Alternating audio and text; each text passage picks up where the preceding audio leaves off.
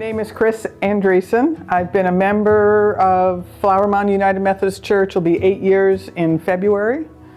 Moved to Texas a little over 8 years ago and made an offer on a house and decided I was going to claim Flower Mound as my home, and I came here, and that was the beginning of getting the offer accepted and becoming involved here. I didn't get it real involved here until I retired a couple of years ago. I did a little work with trustees and things, but been Methodist most of my life. When we moved to California, we joined San Carlos United Methodist Church and got very, very involved, and I've been a Methodist ever since.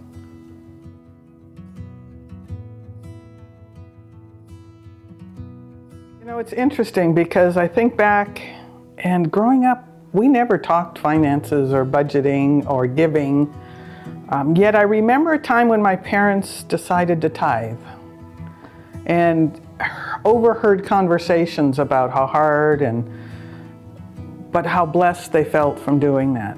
And it planted a seed, but it wasn't until I went back to church after college and got involved in my church that I thought, okay, I guess I'm supposed to give.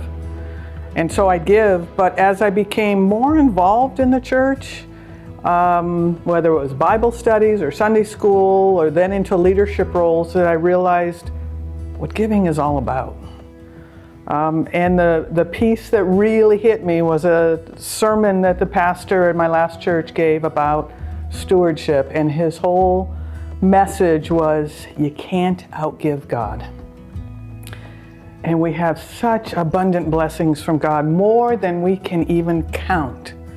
So how can I put a number on how much I give?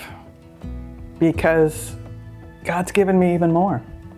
And so that's why I'm on that journey, on that path, and how it changes, because I want to say thanks. I want to give back and say thank you so that His kingdom comes here on earth.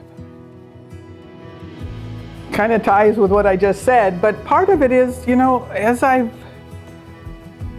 done more and more Bible studies, whether they're disciple or ones that I do in a small group or on my own, I've learned more about giving. And sometimes I don't always, that giving makes a difference in our lives. And we have so many blessings. How do we not give back and say thank you? But there's storms, right? We all have challenges that show up as storms. And I was reading something the other day about the story of the disciples in the boat going across the Sea of Galilee, and Jesus is sleeping in the storm. And the point of the person was making was, Jesus is always with us in the storms. He's not causing the storms.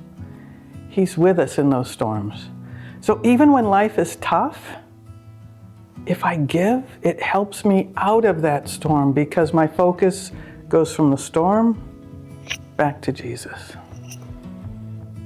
And that makes a huge difference in my life. I was mind-boggled by that. And it's how we do that throughout the year, to the community at large, but also to our community of faith. And I experienced that this year. Now, I can't do it. When my mom was in the hospital, and I received personally the support of this church, and then the giving when she came home. And that continues. Neither one of us have ever experienced that in any community of faith.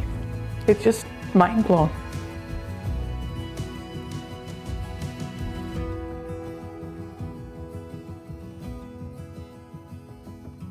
Just try it. God has given each one of us so many blessings. If you can just come up with, even think of a few of them, take a step out and say thanks by giving back to this community of faith, who then can use it to be the hands and feet of Christ in our community.